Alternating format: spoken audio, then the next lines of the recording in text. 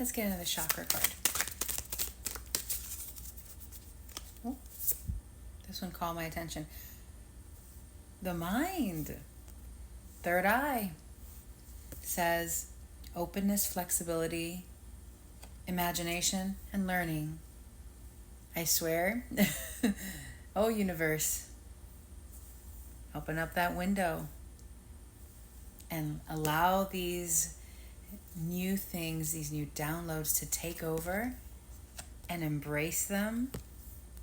Use your imagination, embody that imagination, become one with these dreams, with these desires. Everything is now coming through the third eye so that you can envision it and make it real. Make it yours.